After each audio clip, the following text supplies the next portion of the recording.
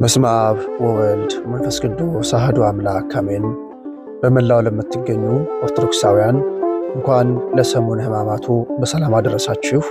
በዚህ ወቅት እጅግ የክርስቶስን ጥልቅ ፍቅር፣ የክርስቶስን ደግ አባት መሆን፣ ክርስቶስ ለእኔና ለእናንተ የከፈለውን ስቃይና መከራ የምናስብበት ሳምንት ሰሙነ ሕማማት ነው።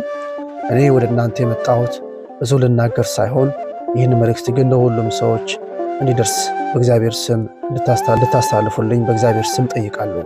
ምንድነው ይህ መልእክቴ? የመጀመሪያው ለኦርቶዶክሳውያን፣ ለሶሻል ሚዲያ ተጽዕኖ ፈጣሪዎች፣ ለሶሻል ሚዲያ ተጠቃሚ ለሁሉም ነው ብለው በተለይ ኦርቶዶክስ የሆናችሁ በዚህ ሰሙነ ሕማማት ውስጥ ምንም አይነት በሶሻል ሚዲያችሁ ላይ በዘፈን የታጀበ በሙዚቃ የታጀበ ምንም አይነት ነገር ፖስት እንዳይደረግ በእግዚአብሔር ስም መልእክት አስተላልፋለሁ። ይሄ ማለት ዘፈን ሁሌ ነው የሚፈቀድ አይደለም።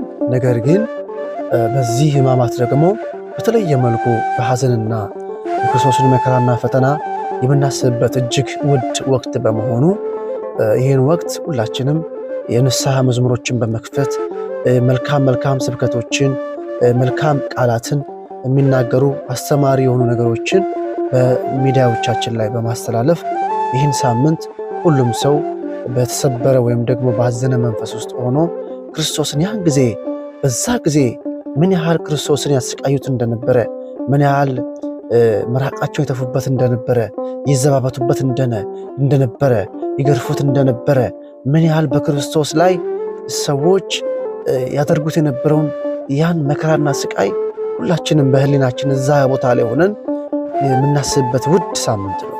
ስለዚህ አደራችሁን የትኛውም ተጽዕኖ ፈጣሪ የሆናችሁ ሚዲያው ላይ ያላችሁ ኦርቶዶክሳውያን ባለማይተቦች በእግዚአብሔር ስም ነው መላችሁ፣ ይህን ሳምንት ከዚህ ተከልከሉ። ሁልጊዜም በዚህ ውስጥ ብትኖሩ መልካም ነው። ግን ማትችሉ ቢሆን እንኳን ይሄ ሳምንት ግን ስለ ክርስቶስ መከራና ፍቅር ስለ እምነታችሁ ስትሉ መተው መቻል አለባችሁ። ይህን መልእክት ለሁሉም ለቲክቶከሮችም ለዩቲዩበሮችም ሚዲያ ላይ ያሉ ሰዎች ሁሉ እንድታደርሱልኝ በእግዚአብሔር ስም ጥሪን አስተላልፋለሁ። ይህን መልእክት የተመለከታችሁ ሁላችሁም ለአንድ ጓደኛችሁ ሼር አድርጉለት። እንደዚህ ተብሏልና መስፈን ይቅር፣ ይህን ሳምንት በዝማሬ ብቻ እንዳለ ሶሻል ሚዲያውን እናጥለቅልቀው ስል በእግዚአብሔር ስም ጥሪን አስተላልፋለሁ። እግዚአብሔር አምላክ ከሁላችን ጋር ይሁን። ለምን ለዓለማችን ሁሉ ሰላምን ያወጀልን።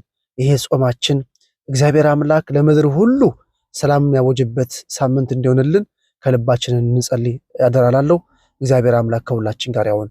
መልካም ሰሙነ ሕማማት ጊዜ። አመሰግናለሁ።